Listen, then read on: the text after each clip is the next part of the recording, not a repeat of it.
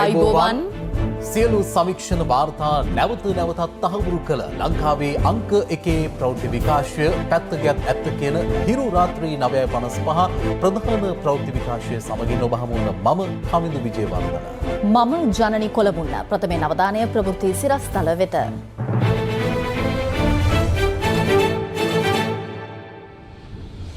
බෙන්ගාල බොක්ක ආශ්‍රිත කැළඹිලි ස්වභාවය අඩුපීඩන කලාපයක් දක්වා වර්ධනය වෙයි.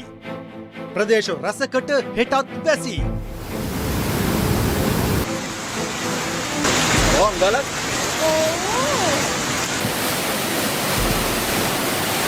මහවැලි ගඟ මනම්පිටියෙන් පිටාර ගැලීමෙන් සෝමාවතිය ඇතුළු මාර්ග කිහිපයක් ජලයෙන් යට වෙයි. මහ වැසි හේතුවෙන් ප්‍රදේශ කිහිපයක පස්කඳු කඩා වැටි ගමනාගමනයට බාධා. දිට්වා විනාශයෙන් පසු ප්‍රතිසංස්කරණය කළ අරනායක දෝතලුවය මාර්ගය මසක් යද්දී වෙනසෙයි. දිස්ත්‍රික්ක 4ක ප්‍රාදේශීය ලේකම් කොට්ටහස 15කට ණය යෑමේ රතු නිවේදන තවදුරටත්. අකුරේගොඩ වෙඩික්කරුට දින 90ක රැඳවුම් නියෝග. කරන්දනිය සුද්දාගේ පාස්පෝර්ට් ගැටලුවක් ඝාතනයට හේතු වූ බව වෙඩික්කරු වමාරයි. ගල්ලංගුරු නැව් 8ම ෆේල්. මණ්ඩලයේ වාර්තාවකින්ම හෙළිවන බව විපක්ෂය කියයි. ඔබතුමාලා zoom කරලා ගන්න මේක. නැව් 8ම ෆේල්. මේ මම කියන ඒවා නෙමෙයි ආ. මෙන්න විදුලි බල මණ්ඩලයේ ලෙටර් හෙඩ් එකේ තියෙන්නේ. මිනිස්සු දන්නවා බණ්ඩක්ක ගත්තත් පොලට ගිහිල්ලා නැට්ට කඩලා බලලා ගන්නේ මෝරපු බණ්ඩක්ක හම්බුනොත් එහෙම අපිට පාඩුයි කියලා. දැන් නැව් 8ක් ක්වොලිටි ෆේල් වෙලා තියෙනවා. තාම ටෙන්ඩරේ අවලංගු කරන්නේ. දැන් නීතිපති උපදෙස් අහනවා මේකට මොකද කරන්න කියලා. ආණ්ඩුවෙනුත් විපක්ෂයට ප්‍රතිචාර. මාලිමාවේ ආණ්ඩුව ගල්ලංගුරු හඳනව නෙමේනේ. ඒක ස්වාභාවික ක්‍රියාවලියකින් හැදෙන ඛනිජ සම්පතක්. ඒකේ විවිධ උස් පහත්කම් තියෙන්න පුළුවන්. නිසා ගල්ලංගුරු ක්‍රියාවලිය ඇතුලේ වංචාවක් සිද්ධ වෙලා නැහැ. හිඟය මගහරවන්න ගෑස් මෙට්‍රික් ටොන් 3700ක් රැගත් නෞකාවක් දිවයිනට. ප්‍රදේශ කිහිපයක ගෑස් හිඟය තවදුරටත්. ගෑස් දවස් 3කට ඉස්සෙල්ලා ආවා. ඇවිල්ලා බෑ භාගයක් තියෙන ඉවර වුණා. තාම නම් එන දවසක් නෑ. පාපාර ගෑස් එකක් නෑ, නිල් එකක් නෑ. අපේ වෙද්ද නම් ගෑස් නෑ තාම. කෙනෙක් කිව්වේ බැරි දේවල් නොකර ඉන්න ඕනේ ආණ්ඩුව අරගෙන. දැන් තේරෙයි තව ටිකක් දවස් යනකොට.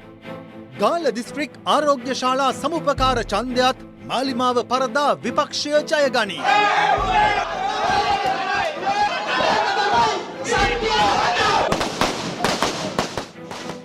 සුපිරි අටේ වටයේ එංගලන්තය සමග පළමු තරගයෙන් ශ්‍රී ලංකාවට ලකුණු 51ක දරුණු පරාජයක්. ශ්‍රී ලංකාව දෙවැනි කාණ්ඩයේ අවසන් තැනට. ඉංග්‍රීසි දිනවල බලන්න ආවේ. බෝල කරොත් බැටින් නැහැ. බැටින් කරොත් බෝල් නැහැ. අපේ උමුත් හරිය රෝමන් කාරෝ එනවා කනවා යනවා. හදන්න බෑ පුතා. හදන්න බෑ. ඊළඟ වාර ගහම මැච් දෙකම ගහනවා මගේ මතේ නම් පුළුවන් ආ.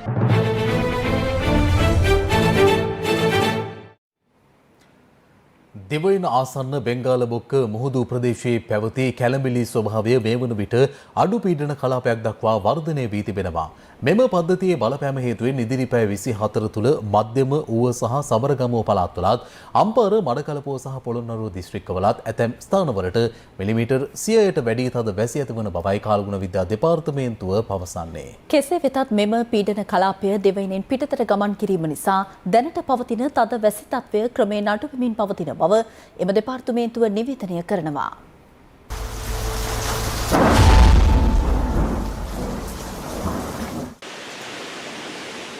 අද උදෑසන 8:30 අවසන් වූ ගෙවුණු පැය 24 තුළ වැඩිම වර්ෂාපතනය රත්නපුර ඇහැලියගොඩ ප්‍රදේශයෙන් වාර්තා වූ අතර එම අගය මිලිමීටර් 171ක්. මීට අමතරව කටුගස්තොට ප්‍රදේශයෙන් මිලිමීටර් 120ක වර්ෂාපතනයක් සහ පොළොන්නරුව ප්‍රදේශයෙන් මිලිමීටර් 103.5ක වර්ෂාපතනයක් වාර්තා වුණා. පවතින අයහපත් කාලගුණ තත්ත්වය හමුවේ මහවැලි ගඟ මේ වන විට මනම්පිටිය ප්‍රදේශයෙන් පිටාර ගලමින් පවතිනවා. යනුව මඩකලපුව පොළොන්නරුව මාර්ගය ගල්ලෑල්ල ප්‍රදේශයෙන්ද සෝමාවතිය රජමහා විහාර පිවිසුම් මාර්ගය සහ සෝමාවතිය රජමහා විහාරයේ අවට ප්‍රදේශයටද සුළු ගංවතුර තත්ත්වයක් හටගෙන තිබෙනවා. සෝමාවතිය පොළොන්නරුව ප්‍රධාන මාර්ගයේ 35 කණුව දිග්ගල ප්‍රදේශයෙන් මේ මිනිටත් පවතින්නේ ජලයෙන් යටවයි. එම නිසා සෝමාවතිය විහාරස්ථානයේ පිවිසීම සඳහා වන්දනාමාන කිරීමට බැතිමතුන්ට අවස්ථාව හිමිවන්නේ නැහැ. මෙම තත්ත්වයත් සමග සෝමාවතිය රජමහා විහාර භූමියේ සිරව සිටි පිරිසක් බස් රථ මගින් රැගෙන එන ආකාරයයි මේ.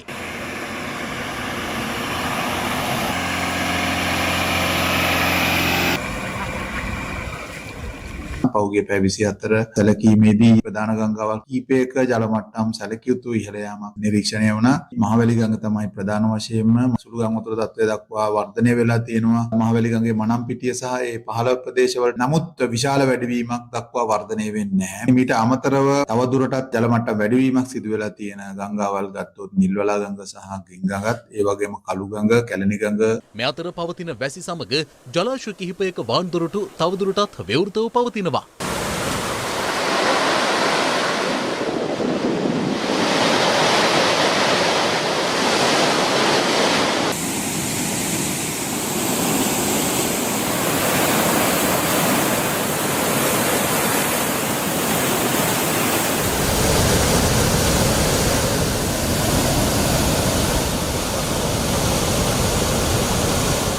මාවනෙල්ල ප්‍රදේශයේ මාර්ගයක පස් සහ ගල් වැසි ජලය සමග පහළට ගලා එන ආකාරයයි මේ. අනේ අපේ වත්තත් එයිදන්.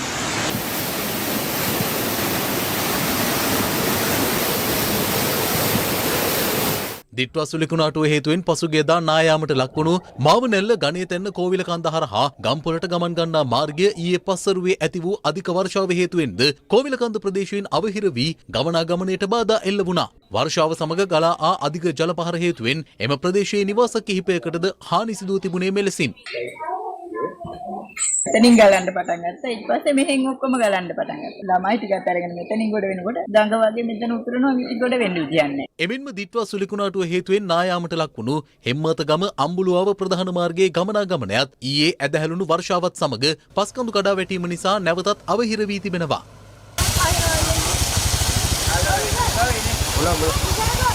මේ මහමාර්ග ඇමතුම බලන්න ඕනේ. ඉදත් ඇවිල්ලා මෙතෙන්ට ඇවිල්ලා විමලරත්නායක මහත්තයා අපි පැහැදිලි කරලා දුන්නානේ. අදටත් ගාමසේ ගමටවත් ආවේ නැහැ. ඇවිල්ලා බැලුවේ නැහැ. ගෙවල් වල කට්ටියට අයින් වෙන්න කිව්වා. මේ කුලියවත් නැහැ මිනිස්සුන්ට. ජනතුතුමා කිව්වා සීට් එකක් ගැලවුණත් තාඩුවක් ගියා. ගෙවනවා 25000 ගන්න. ගෙවල් අස් කරන්න දෙනවා. ඒ කිසිම දෙයක් පියලක්වත් කිසිම දෙයක් මේ වෙනකන් හම්බෙලා නැහැ. වැස්ස පටන් ගත්තා. දැන් ආයේ මිනිස්සු ටිකක් මැරලා ගියොත් ඊට පස්සේ අවධානය එයි මිනිසුන්ගේ. දැන් ආයේ වහින්න පටන් ගත්තා. දැන් අපි බයෙන් ගෙවල් වල ඉන්නේ. එමෙන්ම පසුගියදා ඇතිවුණු දිට්වා සුලිකුණාටුව හේතුවෙන් කැඩී ගොස් නැවත ප්‍රතිසංස්කරණය කළ අරනායක සිට අම්බල කන්ද හරහා දෝතුලුව ප්‍රදේශයට ගමන් ගන්නා මාර්ගය ඊයේ දිනේ ඇදහැළුණු අධික වර්ෂාව හේතුවෙන් නාරංගල ප්‍රදේශයෙන් නැවත කැඩී ගොස් තිබෙනවා. මේ හේතුවෙන් එම මාර්ගයේ ගමනාගමන කටයුතු සම්පූර්ණයෙන්ම ඇනහිට තිබෙනවා. බෝක්කුව කට හරි කැසලා නේද වතුර පාර පාරේ ඇවිල්ලා. සම්පූර්ණ වතුර ටික මේ පාරෙන් ගියේ. ඒක හරියට මේක හදලා තිබ්බනම් මෙච්චර හානියක් වෙන්නේ නැහැ. මේ අතර බදුල්ල පස්සර ප්‍රධාන මාර්ගයේ 6 කණුව ප්‍රදේශයෙන් මාර්ගයට පස් කන්දක් කඩා වැටීම නිසා මාර්ගයේ ගමනාගමනයට බාධා එල්ල වුණා. මහනුවර ගන්නෝරුව මාර්ගයේද වරාතැන්න ප්‍රදේශයෙන් පස්කඳු කඩා වැටීම සහ ගල් පෙරලීම හේතුවෙන් අවහිරව తాවකාලිකව වසා දැමුණා. මේ අතර පවතින අයහපත් කාලගුණයත් සමග මහනුවර කෑගල්ල මාතලේ සහ රත්නපුර දිස්ත්‍රික්කවල ප්‍රාදේශීය ලේකම් කොට්ටාස 15ක් සඳහා ඊයේ රාත්‍රියේ නිකුත් කළ නායාමේ රතු නිවේදනය තවදුරටත් ක්‍රියාත්මකයි. යනෝ මහනුවර දිස්ත්‍රික්කයේ උඩුදුම්බර ගඟ ඉහළ කෝර්ලේ දොළුව සහ යටිනුවර ප්‍රාදේශීය ලේකම් කොට්ටාසවලටත් කෑගල්ල දිස්ත්‍රික්කයේ කෑගල්ල යටියන්තොට දෙහියෝවිට සහ අරණායක යන ප්‍රාදේශීය ලේකම් කොට්ටාසවලටත් මාතලේ දිස්ත්‍රික්කයේ ලග්ගල පල්ලේගම අඹන්ගඟ කෝර්ලේ උකුවෙල විල්ගමුව සහ රත්තොට යන ප්‍රාදේශීය ලේකම් කොට්ටාස වෙත හා රත්නපුර දිස්ත්‍රික්කයේ රත්නපුර ප්‍රාදේශීය ලේකම් කොට්ටාසය සඳහාත් රතු නිවේදන නිකුත් කර තිබෙනවා.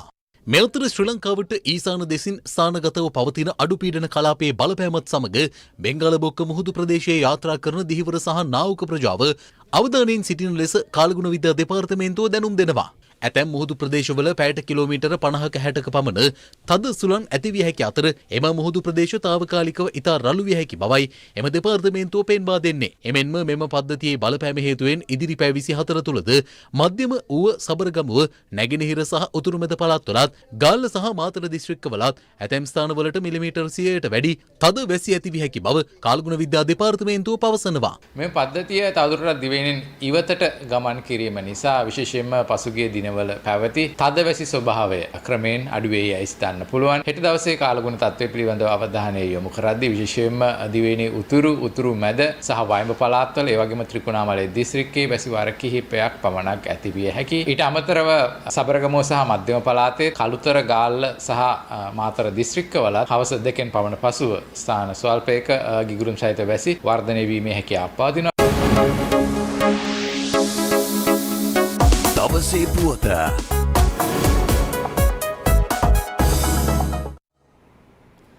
අකුරේ ගොඩදී නීතිඥවරයා හා බිරිඳ ඝාතනය සම්බන්ධයෙන් අත්අඩංගුවටගත් වෙඩික්කරුට ත්‍රස්තවාදය වැළැක්වීමේ පනත යටතේ දින 90ක රැඳුම් නියෝග ලබාගෙන තිබෙනවා.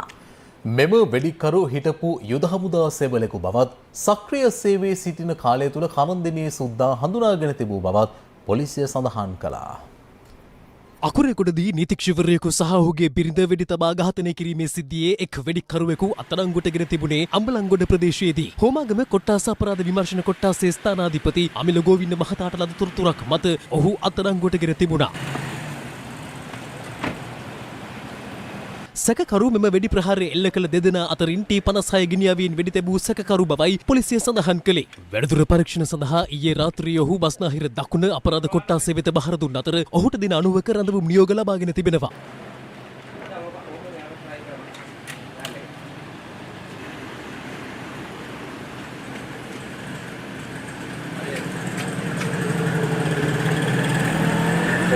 මෙම ඝාතනය සම්බන්ධයෙන් හා වෙඩි තැබීමෙන් පසු ඝාතකින් පලාගිය ස්ථාන සහ රැඳී සිටි ස්ථාන පිළිබඳව පොලිසිය කරුණු රැසක් අනාවරණය කරගෙන ඇත්තේ එවැනි පසුබිමකයි. මෙම ඝාතනය සඳහා පැමිණි වෙඩික්කරුවන් හා ඔවුන්ව එම ස්ථානයට ප්‍රවාහනය කළ මෝටර රථයේ පැදවූ රියදුරු මීට පෙර එකිනෙකා හමු වී නොමැති අතර ඔවුන් මුල්වරට හමු වී ඇත්තේ මෙම ඝාතනය සිදු කිරීම සඳහා බවයි මූලික විමර්ශනවලදී හෙළි වී ඇත්තේ. ඝාතනයට පෙර දින එක් වෙඩික්කරුවෙකු පන්නිපිටිය ප්‍රදේශයේ ලැබුම් හලක නතර වී ඇති අතර අනික් වෙඩික්කරු මොරකැටිය ප්‍රදේශයේ ලැබුම් හලක නතර වී ඇති බවත් අනාවරණය වී තිබෙනවා. පසුව රියදුරු මෝටර රථයෙන් පැමිණ පන්නිපිටියෙන් හා මොරකැටියෙන් අදාළ වෙඩික්කරුවන් දෙදෙනා මෝටර රථයට නංවාගෙන අකුරේගොඩ ප්‍රදේශයට ගොස් ඇති බවටයි කරුණු අනාවරණය වී ඇත්තේ. පසුව අදාළ නීතිඥවරයා සහ ඔහුගේ බිරිඳ සුපිරි වෙළඳසැලට පැමිණෙන තුරු මග රැක සිට වෙඩි ප්‍රහාරය එල්ල කර තිබෙනවා. පසුව මෝටර රථයෙන් පලා ගිය වෙඩික්කරුවන් දෙදෙනා කොට්ටාව ප්‍රදේශයෙන් බැස වෙන්වෙන්ම ගමන් කර ඇති බවයි පොලිසිය සඳහන් කළේ. එහිදී T56 ගිනියවින් වෙඩි තැබූ වෙඩික්කරු කොට්ටාවෙන් බසයකට ගොඩ වී දෙහිවල දක්වා ගමන් කර ඇති අතර පසුව දෙහිවලින් බැස ගාලුපාර ඔස්සේ අම්බලන්ගොඩට ගොස් තිබෙනවා. අනතුරුව අම්බලන්ගොඩ ප්‍රදේශයේ කුකුළු ගොවිපලක් හා යාබද කුරුඳු ඉඩමක දින කිහිපයක මුරකරු ලෙස කටයුතු කර ඇති බවයි මෙවන විට අනාවරණය වී ඇත්තේ. මේ අතර ඝාතනයට පෙර කරන්දෙනිය සුද්දා විසින් මෙම වෙඩික්කරුට දුරකථන ඇමතුමක් ලබා දී ගහන්න තියෙන ලෝය කෙනෙක්ට මගේ පාස්පෝර්ට් විස්තර ලෝය ගාව තියෙනවා. මෙයා ලොකු පැටි එක්කත් සම්බන්ධයි. මගේ තොරතුරු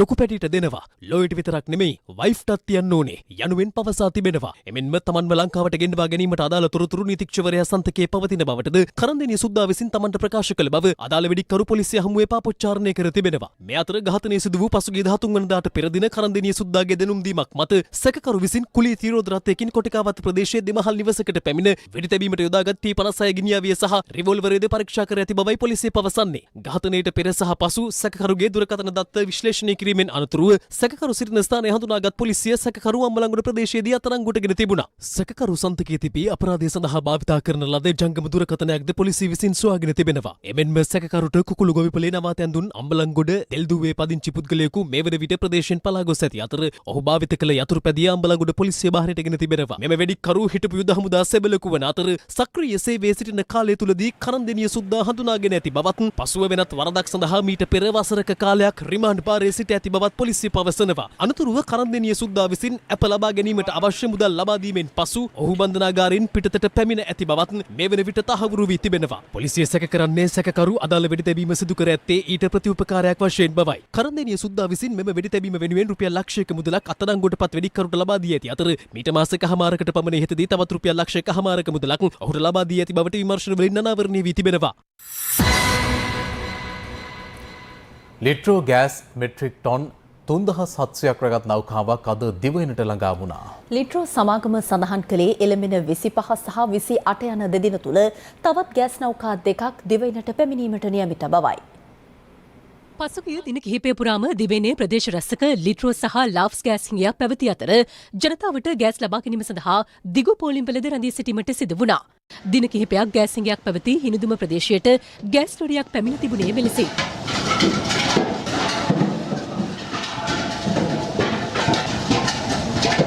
ගල්ල දංගෙදිර ප්‍රදේශයේ ජනතාවද මෙවැනි විට ගෑස් හිඟෙන් පීඩාවට පත්ව තිබෙනවා. ගෑසන් දවස් 3කට ඉස්සෙල්ලා ආවා. ඇවිල්ලා පැය භාගයක් කියේ නෑ. ඉවර වුණා. තාම නම් එන දවසක් නෑ. 500ක් විතර එන දවසකට. මේ දැනටත් ඇවිල්ලා මේ පැය ඇතුළත 12 දෙනෙක් ඇවිල්ලා එනකන් දන්නේ නෑ. මාතර නගරයේ සහ අවට ප්‍රදේශවලද පසුගිය දින කිහිපයේ දැඩි ගෑස් හිඟයක් පැවති අතර ඇතැම් ප්‍රදේශවලට මෙවන විට ලිට්‍රෝ ගෑස් ලැබෙමින් පවතිනවා. කඩවත ප්‍රදේශයේද ලිට්‍රෝ ගෑස් මිලදී ගැනීම සඳහා ජනතාව පෝලිම්වල රැඳී සිටියේ මෙලෙසින්. පන්නිපිටිය ප්‍රදේශයේ ජනතාව තවමත් ගෑස් හිඟය නිසා පීඩාවට පත්ව ඇත්තේ මෙලෙසින්. ගෑස් 10ක් බෑව මදිද? ගෑස් 10 කොහොම බෙදන්නේ? මීට වැඩි හිතන්න ඕනේ. ලාෆ් ගෑස් විතරක් පාවිච්චි කරන අයට හරි අසරණ වෙනවනේ මිනිස්සු. පාපාර ගෑස් එකක් නැහැ, නිල් එකක් නැහැ. අපේ වෙද්ද නම් ගෑස් නැහැ තාම. කට්ටිය කියනවා තියනවා කියලා. ඒ වුණාට නැහැ ඉතින්. කෙනෙක් කිව්වේ බැරි දේවල් නොකර ඉන්න ඕනේ ආණ්ඩුව අරගෙන. කවුරුත් නැගිටින්නේ නැහැ නේ. දැන් තේරෙයි තව ටිකක් දවස් යනකොට. මේ අතර ගෑස් මෙට්‍රික් ටොන් 3700ක් රැගත් නෞකාවක් අද මෙරටට ළඟා වුණා. ලිට්‍රෝ සමාගම සඳහන් කළේ එළඹෙන 25 සහ 28 දෙදින තුලදී තවත් ගෑස් නෞකා දෙකක් පැමිණීමට නියමිත බවයි. එම නෞකා දෙකෙන් ගෑස් මෙට්‍රික් ටොන් 7600ක් රැගෙනීමට නියමිත බව එම සමාගම සඳහන් කළා. බාල ගල් අඟුරු මෙරටට ගෙන්වීමෙන් සිදුව ඇති පාඩුව වසර 40ක් පුරා මන්ත්‍රී විශ්‍රාම වැටුප් ගෙවීමට වැයවන මුදලට සමාන බව පෙරටුගාමී සමාජවාදී පක්ෂය පවසනවා. එම පක්ෂයේ අධ්‍යාපන ලේකම් පුබුදු ජයගුණ මහතා අද පැවති ප්‍රවෘත්ති සාකච්ඡාවකදී සඳහන් කළේ මෙම ගල් අඟුරුවල ප්‍රමිතිය දැන ගැනීම වැළැක්වීම සඳහා රසායනාගාර වාර්තා පවා නැවැත්වීමට ආණ්ඩුව උත්සාහ දැරූ බවයි. නොරොච්චෝලේ ලක්විජය බලාගාරය සඳහා ඉන්දිය සමාගම කරහා ආනයනය කළ ගල් අඟුරු නියමිත ප්‍රමිතියෙන් තොර බවට අනාවරණය වීමත් සමග ඒ සම්බන්ධයෙන් දැඩි ආందోලනයක් උද්ගතව තිබෙනවා. එවැනි පසුබිමක ලංකා විදුලි බල මණ්ඩලය විසින් පාර්ලිමේන්තුවේ යටිතල පහසුකම් හා උපාය මාර්ග සංවර්ධන පිළිබඳ ආංශික අධීක්ෂණ කාරක සභාවට පසුගියදා ලිපියක් යොමු කර තිබුණා. දැනට ආනයනය කරන ලද ගල් අඟුරු නැව් 8හි ගල් අඟුරු මගින් විදුලිය ජනනය කිරීමේදී ඇස්තමේන්තු කරන ලද ඍජු අලාභය එමගින් වෙන්වෙන් වශයෙන් දක්වා තිබෙනවා. ලංකා විදුලි බල මණ්ඩලයේ පෙබරවාරි 19 වෙනිදා එවන වාර්තාව අනුව මේ ඔබතුමාලා zoom කරලා ගන්න මේක. නැව් 8ම ෆේල්. මේ මම කියන ඒවා නෙමෙයි ආ.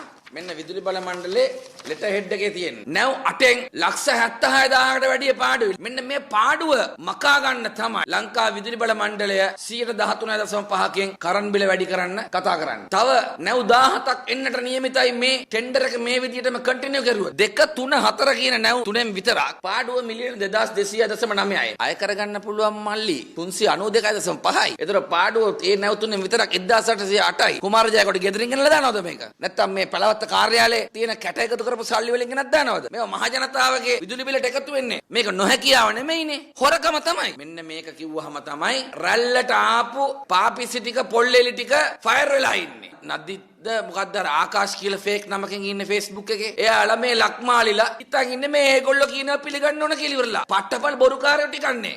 මෙන්න ලක්විජය බලාගාර රිපෝට් එළියට දාන්න තුහංගනේවා. නැව් 6ක රිපෝට් මෙතන තියෙනවා. ඒ නිසා මේ හොරකමට ඇමතිවරයා ඍජුවක් කිවිය යුතුයි. ඕර සංස්ථාවේ චෝදනාවලට ලක් වෙලා රැකියාවෙන් යන්න වෙච්ච කුමාර ජයකොඩි කියන පුද්ගලයාව ආර්ථිකයේ තියෙන අත්‍යවශ්‍ය මර්මස්ථානයකට මේ වගේ දූෂිත පුද්ගලයෙක් පත් කරපු අනුර කුමාර ජනාධිපතිවරයා මේ හොරකමට වක් කිවිය යුතුයි. ගල් අඟුරු වල කිසි ප්‍රශ්නයක් නැහැ. ඒක ඛනිජ සම්පතක්. තොර එක එක මට්ටම් වල තියෙන. තොර ගල් අඟුරු ගෙනාවේ ලංකාවේ පළවෙනි වතාවට මාලිමාව ආණ්ඩුව නෙමෙයි. මාලිමාවේ ආණ්ඩුව ගල් අඟුරු හදනව නෙමෙයිනේ. අපි හදන ගල් අඟුරු නෙමෙයි. එතකොට ඒක ස්වාභාවික ක්‍රියාවලියකින් හැදෙන ඛනිජ සම්පතක්. ඒකේ විවිධ උස් පහත්කම් තියෙන්න පුළුවන්. ඒ නිසා ගල් අඟුරු ක්‍රියාවලිය ඇතුලේ වංචාවක් සිද්ධ වෙලා නැහැ. ජාතික ජනබලවේගයේ අපේ ආණ්ඩුව මෙවර ඉතිහාසයේ පළවෙනි වතාවට වැඩිම ලන්සුකරුවන් කැඳවලා තරගකාරී මිල ගණන් අනුව ඒ සියලු කටයුතු නීත්‍යානුකූලව විනිවිද භාවයකින් අවශ්‍ය කටයුතු කරලා තියෙනවා. දෙවෙනි නැවේ, තුන්වෙනි නැවේ, හතරවෙනි නැවේ ගල් අඟුරු බාලයි කියලා දැනගන්න එක නවත්තන්න රසායනාගාර වාර්තා ජනතාවට ලැබෙන එක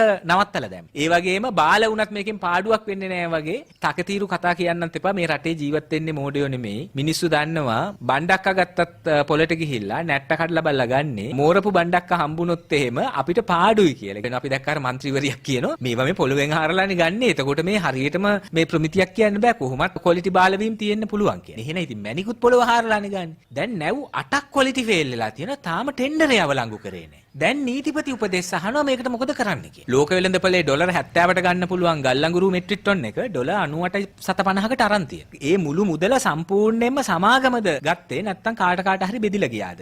ලංකා ගල්ලංගුරු සමාගමේ හිටපු සභාපතිවරයාගේ ඉල්ලාස්සීමේ ලිපියක් සංසරණය වෙනවා සමාජ මාධ්‍යවල. ඒ ලිපියේ අවසානයේ තියෙනවා මේ සිද්ධ වෙන මේ ප්‍රසම්පාදන ක්‍රියාවලිය සම්බන්ධ මට වගකීමක් බාර ගන්න බැරි නිසා මම ඉල්ලාස් වෙනවා කියලා. ඒ කියන්නේ ටෙන්ඩර් කැඳවීමේ ප්‍රශ්නයක් වෙලා තියෙනවා. වංචා දූෂණ විරෝධය ගැන මාලිමාව කියපු ඒවට මොකද උනේ? ඒ කියන්නේ ලංකාවේ හොරුන්ට විතරද විරුද්ධ?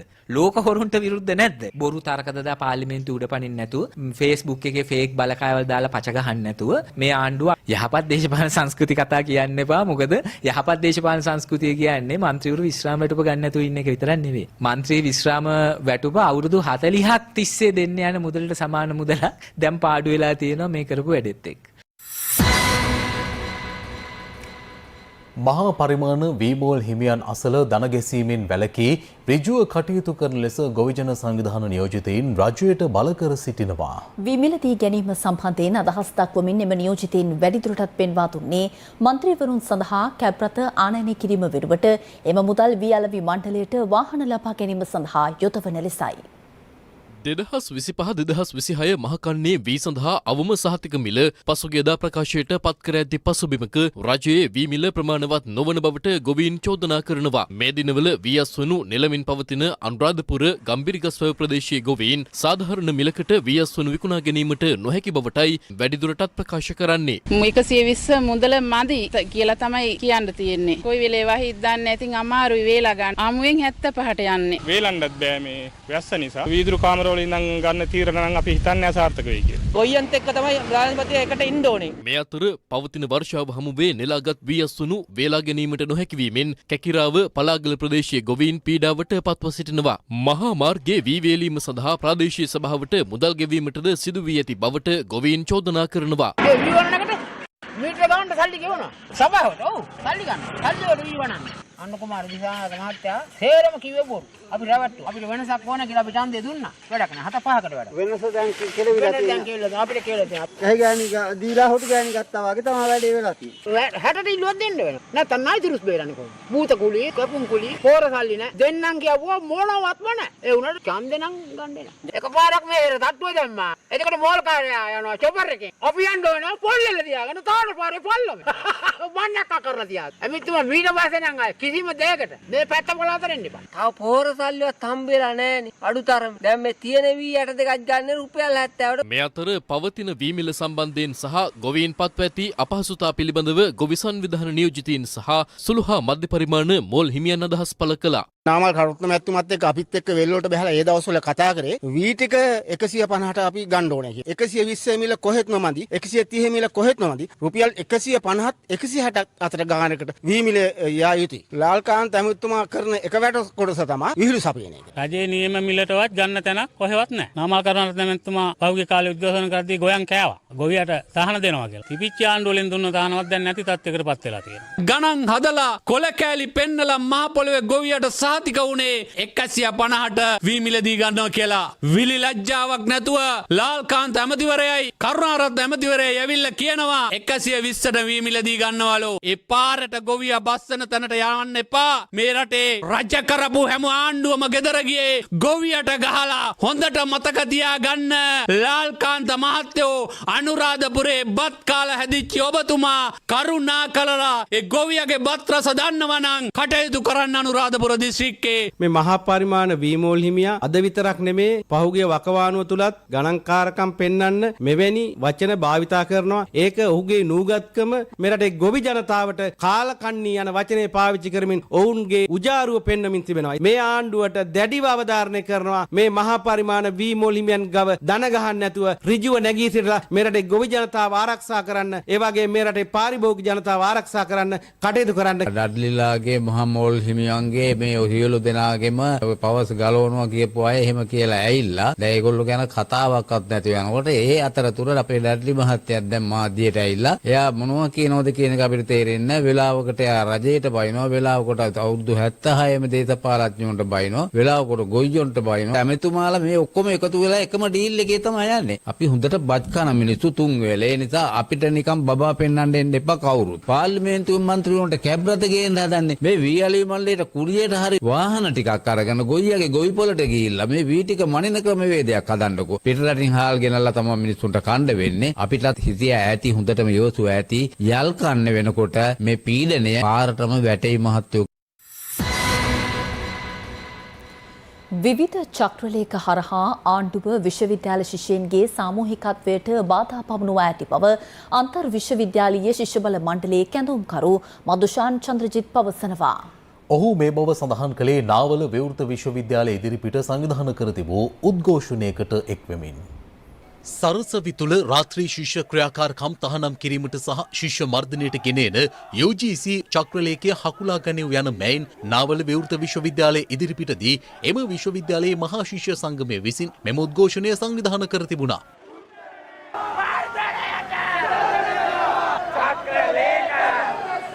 ජාතික ජනබලවේග ආණ්ඩුව රට තුළ ප්‍රජාතන්ත්‍රවාදී පරිසරයක් ස්ථාපිත කරනවා කියලා බලයට ඇවිල්ලා මේ වෙද්දි රට තුළ දැවැන්ත මර්ධනයකට ආරාධනාව අපිට බලා ගන්න පුළුවන්. මේ වෙද්දි සියලු විශ්වවිද්‍යාලවල ශිෂ්‍යයන්ගේ ක්‍රියාකාරීත්වයට සාමූහිකත්වයට සංවිධානය වීමට බාධා පමුණවන චක්‍රලේඛ අරගෙන ඇවිල්ලා තියෙනවා. මේ වෙද්දි කැලණිය විශ්වවිද්‍යාලය රෑ 10න් පස්සේ ශිෂ්‍යයන්ට ක්‍රියාකාරකම් කරන්න බෑ කියලා දැනුම් දීලා තියෙනවා. රුහුණ විශ්වවිද්‍යාලෙත් මේ හා සමානයි. රෑ 8න් පස්සේ විශ්වවිද්‍යාල ශිෂ්‍යෙක්ට විශ්වවිද්‍යාලයට යන්න බෑ, විශ්වවිද්‍යාලය තුළ ඉන්න බෑ. ඒ වගේම තමයි විවෘත විශ්වවිද්‍යාලයේ දැන් කාලයක් තිස්සේ රෑ 8:00 පස්සේ විශ්වවිද්‍යාලයට යන්න බෑ. මෙන්න මේ වගේ බරපතල ගැටලු ගණනාවක් තියෙනවා. ඒ නිසා අපි මේ ආණ්ඩුවට කියනවා ආණ්ඩුව විශ්වවිද්‍යාල ශිෂ්‍යයන්ගේ සාමූහිකත්වය සංවිධානය වීම මොට කරලා දාන්න මේ වගේ චක්‍ර නීති ගේන්න වැඩියෙන් ගේන්න. අපි කියනවා ආණ්ඩුවට ඒ කිසිම දෙයක් අපි තඹසතේකට මායින් කරන්නේ නැතුව මේ නීති අමුමම උල්ලංඝනය කරනවා. මේ අතර ශිෂ්‍ය මර්ධනයට පෙර විශ්වවිද්‍යාල පද්ධතිය තුළ ඇති අනෙකුත් ගැටලු විසඳීමට රජය වහ පියවර ගත යුතු බව අන්තර් විශ්වවිද්‍යාලීය භික්ෂු බල මණ්ඩලය පවසනවා.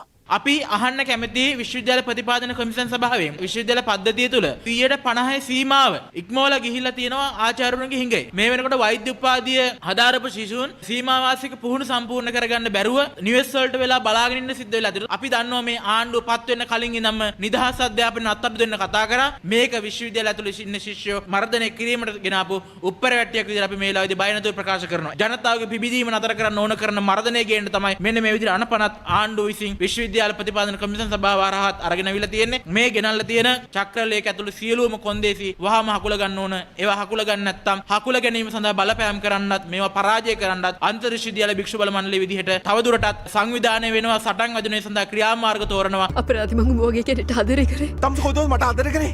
තමුසේ හැමදාම කරේ මාව හිර කරපු එක. පෙබරවාරි 13 වෙනිදා සිට පවුලේ සැමට තිරගත වේ. wife හොයලා බලලා ඉල්ලන්නේ ජනතා GIT තමයි.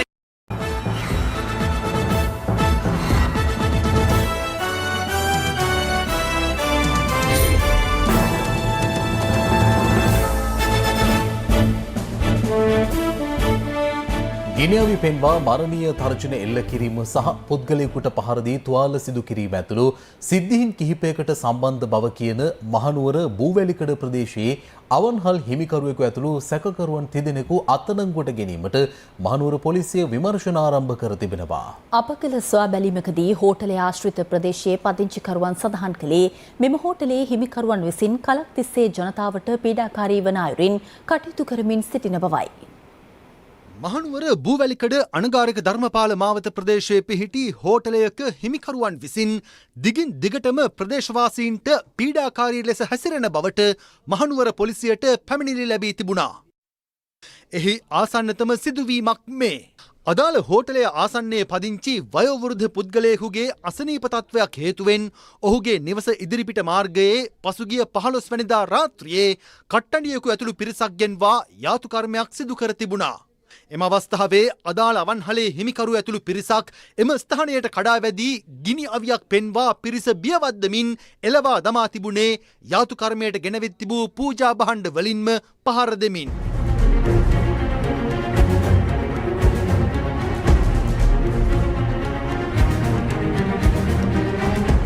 ගිනිඅවිය අතැතිව පැමිණි අවන්හල් හිමිකරු ඔහුගේ සේවකයෙකුට මෙම පහරදීම ජංගම දුරකථනයෙන් වීඩියෝ ගත කරන ලෙසද උපදෙස් දෙන්නේ මෙලෙසින්.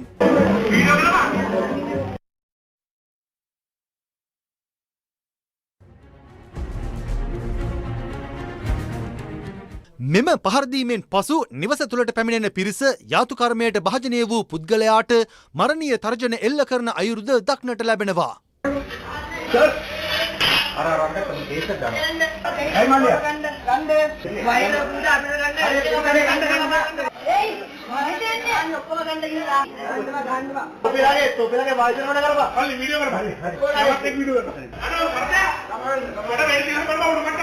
මෙම තර්ජනය කිරීම හා බියවැද්දීම් පමණක් නොව කලකපටන් මෙම අවන්හල ඉදිරිපිට නිරන්තරයෙන් පුද්ගලයින්ට පහරදීම් මෙන්ම තියුණු ආයුධ පහරදීම් හරහා ලේවැගිරීම්ද සිදුවන බව මෙම දර්ශන සාක්ෂි සපයනවා. මෙහි සිදුවන අනීතික ක්‍රියා සම්බන්ධයෙන් සොයා බැලූ හිරු ප්‍රවෘත්ති වෙත ගම්වාසීන් ප්‍රකාශ කළේ අලුයම් කාලය දක්වාම මහජන පීඩා ඇතිවන පරිදි අධික ഘോഷාකාරී ශබ්ද නිකුත් කරමින් මෙම අවන්හලේ මත්පැන් සාද පවත්වන බවයි. අප කළ විමසීමකදී පොලිසිය ප්‍රකාශ කළේ යාතුකර්මය සිදු කළ පුද්ගලයාට පහරදීම සම්බන්ධයෙන් මේ වන විට සහකරුවන් සිව් දෙනෙකු අත්අඩංගුවට ගෙන ඇති බවයි. කෙසේ වෙතත් ගිනි අවිය අතැතිව මරණීය තර්ජන එල්ල කළ අවන්හලේ හිමිකරු මේ වන විට ප්‍රදේශයෙන් පලා ගොස් ඇති අතර ඔහු ඇතුළු තවත් සැකකරුවන් තිදෙනෙකු සොයා පොලිස් විමර්ශන ආරම්භ කර තිබෙනවා.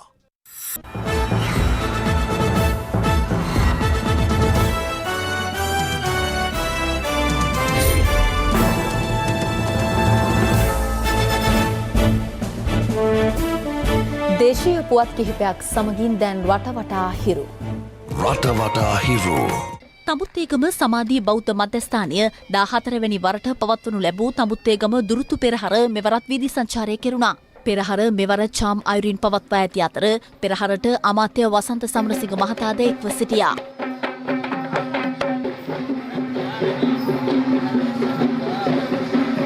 ගල්ල දිස්ත්‍රික් ආරෝග්‍ය ශාලා සමුපකාර සමිතියේ නව අධ්‍යක්ෂ මණ්ඩලය තෝරාපත් කර ගැනීමේ නිලවරණය එහි වාර්ෂික මහසභා රැස්වීමට සමගාමීව අද පැවති අතර එහිදී ජාතික ජනබලවේගයේ ක්‍රියාකාරීන්ගෙන් සැදුම්ලත් කණ්ඩායම පරාජයට පත්ව තිබෙනවා.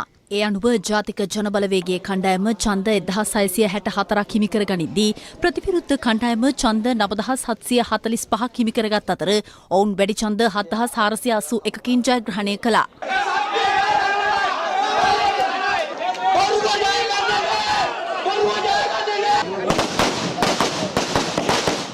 මේ අතර කොබේගනේ සමුපකාර නිලවරණයෙන් බහුතර සභිකින් සංඛ්‍යාවක් හිමිකර ගනිමින් ජාතික ජනබලවේගය පරාජය කරමින් ජයග්‍රහණය කිරීමට ඒකාපත විපක්ෂ කණ්ඩායම සමත් වුණා. එහිදී සමස්ත සභිකීන් 100 දෙනා අතරින් ඒකාපත විපක්ෂයේ සභිකීන් 60 දෙනෙකු දිනා ගනිද්දී ජාතික ජනබලවේගය නියෝජනය කළ කණ්ඩායමට දිනා ගැනීමට හැකි වූයේ සභිකීන් 40 දෙනෙකු පමණයි. පුත්තලම තෙල්ලඩිය අල්කාසිම් ගම්මානයේ ආසන්නයේ මාර්ගයකදී තිරෝධ රථ රියදුරකු ඝාතනය කර මලසිරුරද අතරමඟ දමා තිරෝධ රථය සොරකම් කර තිබෙනවා.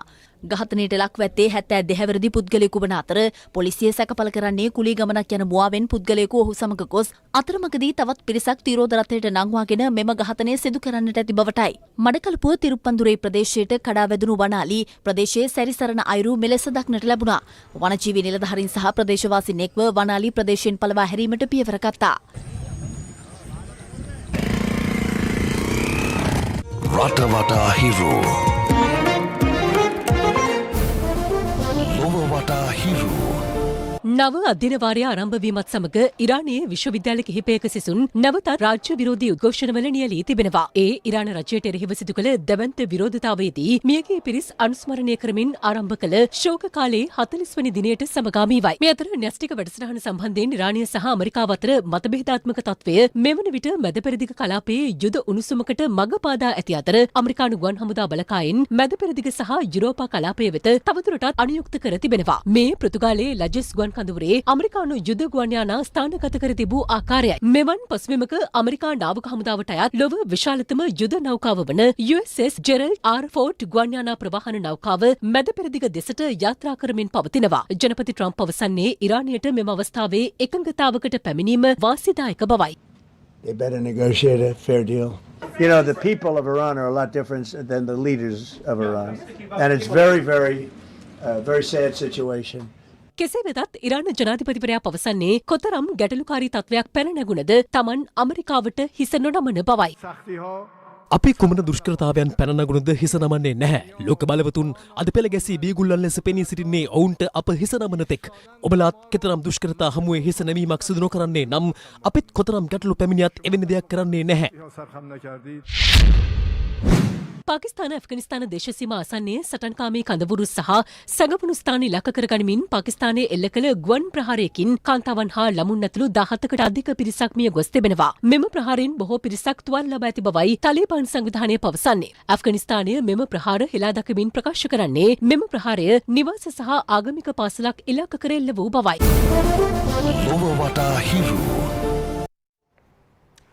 මෙවර පන්දුවර 20 ලෝක කුසලානයේ තොරතුරු ගෙනෙන්නේ රොෂාන් වික්‍රමසිංහ. මෙවර පන්දුවාර 20 ලෝක කුසලානයේ සුපිරි 8 දෙනාගේ තරඟවටය අවමන් සහගත පරාජයකින් නරඹන්නට ශ්‍රී ලංකා කණ්ඩායමට අද සිදු වුණා. ඒ එංගලන්තයේ හමුවේ ලකුණු 51ක පරාජයක් අත්විඳ ගැනීමත් සමගයි.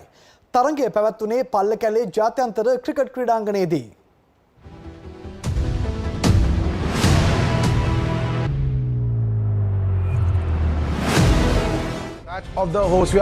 මෙවර පන්දුවාර 20 ලෝක කුසලානයේ සුපිරි 8 දෙනාගේ තරග වටේ ශ්‍රී ලංකා කණ්ඩායම සහභාගී වූ පළමු තරගයේදී ප්‍රතිමල්ලවීන් බවට පත් වුණේ එංගලන්ත කණ්ඩායමයි. වැසි නොතකා ශ්‍රී ලංකා ක්‍රීඩා ලෝලීන් පල්ලේ කැලේ ක්‍රීඩාංගණයට පැමිණියේ මෙලෙසින්.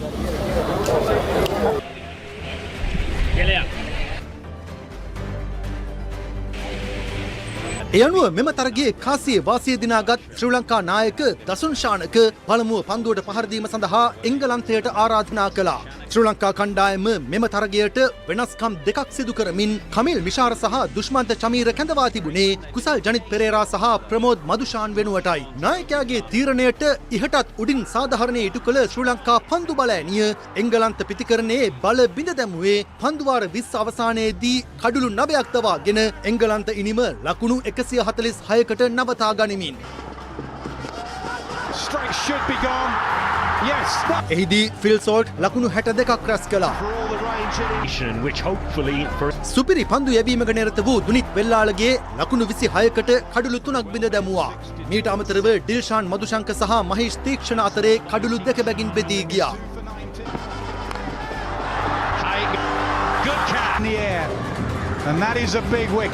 ජයග්‍රහණය සඳහා ලකුණු 147 ඉලක්කයක් හඹා යන්නට ශ්‍රී ලංකා ඉනිම ඇරඹුවේ පැතුම් නිස්සංක සමගින් කමිල් මිෂාරයි. මෙවර පන්දුවාර 20 ලෝක කුසලානයේදී මෙතෙක් නොදුටු ශ්‍රී ලංකා කණ්ඩායමේ දියාරු පිතිහරඹය මෙම තරගයේදී දියත් කළේ පල්ලේ කැලයට රැස්ව සිටි සුවහසක් වූ ක්‍රීඩා ලෝලීන් විමතියට පත් කරමින් තරගාවලිය පුරා සාර්ථක වූ පැතුම් කුසල් මෙන්ඩිස් මෙන්ම පවන්ගේ පිත්ත නිහඬ වෙද්දී සෙසු ශ්‍රී ලංකා පිතිකරන නඩයද සිය වගකීම අමතක කිරීම කනගාටුවට කරුණක්. ශ්‍රී ලංකා කණ්ඩායමේ එකම සාර්ථක පිතිකරු වූ නායක දසුන් ශානක රැස් කළ ලකුණු 30 හැරුණු කොට සෙසු කිසිදු පිතිකරුවෙකුට අවම වශයෙන් ලකුණු 12 සීමාව හෝ පසු කිරීමට හැකියාව ලැබුණේ නැහැ. ඒ අනුව නීරස පිතිහරඹයකින් සුපිරි 8 දෙනාගේ වටේ ආරම්භ ශ්‍රී ලංකා කණ්ඩායම පහසුවෙන් ජය ගන්නට තිබූ තරගය ආයාසයක් දරා පන්දුවාර 16යි පන්දු 4කදී සියල්ලන් ලකුණු 95කට දැවී ගියා.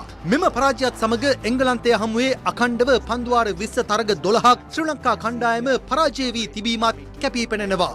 එංගලන්ත පන්දු යවන්නන් ශ්‍රී ලංකා පිතිකරුවන් බිහිතියට පත් කරද්දී බාග දඟයෙක් වූ විල් ජැක්ස් කඩුළු 3ක් සහ ජොෆ්රා ආචර්, ලියම් ඩෝසන් සහ ආදිල් රෂීඩ් අතරේ කඩුළු 2 බැගින් බෙදී ගියා.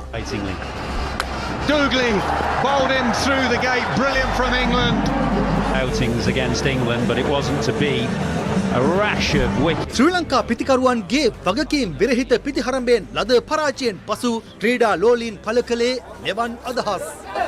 කරා ලස්සනටම කරා. ලකුණු 100ක් උණ්ඩ ගහන්න බෑනේ. අපිට බැට් එක දුන්නා නම් අපි මීට වැඩිය ගහනවා. බැරිකම කියන්නේ ලංකාවට බැරිකම. ඉංග්ලන්ත දිනනවා බලන්න ආවේ. ඒක බෑ බං. We won the match. Come on England. වැඩන්නේ. අපි මැච් එක බලන්න ආවේ ඕමාන් වලින් අංකෝ එක දවස් පන්දයවන්න කේස් වෙනවා නැත්නම් ඊළඟ දවසේ පිටිකරු කේස් වෙනවා. බෝල කරොත් බැටින් නැහැ. බැටින් කරොත් බෝල් නැහැ. අපේ උමුණු තරිය රෝමන් කරෝ එනවා කනවා යනවා. මතේ මේක හදන්න බෑ පුතා හදන්න බෑ. ඊළඟ වාර ගහන මැච් දෙකම ගහනවා මගේ මතේ නම් පුළුවන්. මේ අතර පන්දුවාර 20 ලෝක කුසලානේ සුපිරි අටේ වටේ පළමු කාණ්ඩයෙන් තරඟවදින ඉන්දියාව සහ දකුණු අප්‍රිකාව අතර තරගය අද පැවති අතර එහිදී ලකුණු 76ක ජයක් වාර්තා කරන්නට දකුණු අප්‍රිකානු කණ්ඩායම සමත් වුණා. පළමුව පන්දුවට පහර දුන් දකුණු අප්‍රිකාව ලකුණු 187ක් රැස් කළ අතර ඊට පිළිතුරු ලෙස ඉන්දිය කණ්ඩායමට සියලු දෙනා දැවි රැස් කර ගැනීමට හැකි වුණේ ලකුණු 111ක් පමණයි. හිරු රාත්‍රී 9:55 ප්‍රධාන ප්‍රවෘත්ති විකාශයමින් නිමාවට පත්වනවා. පැත්ත නොගත් ඇත්ත දැනගැනීමේ අයිතිය තවදුරටත් තහවුරු කරගන්නට www.hirunews.lk අපගේ නිල වෙබ් අඩවියට පිවිසෙන්න සහ හිරු නිවුස් මොබයිල් ඇප් එක ඩවුන්ලෝඩ් කරගන්න. අප යළිත් හමුවන්නේ හෙට 11:55 අපගේ මධ්‍යහන ප්‍රවෘත්ති විකාශයත් සමගින්. සුබ රාත්‍රියක්.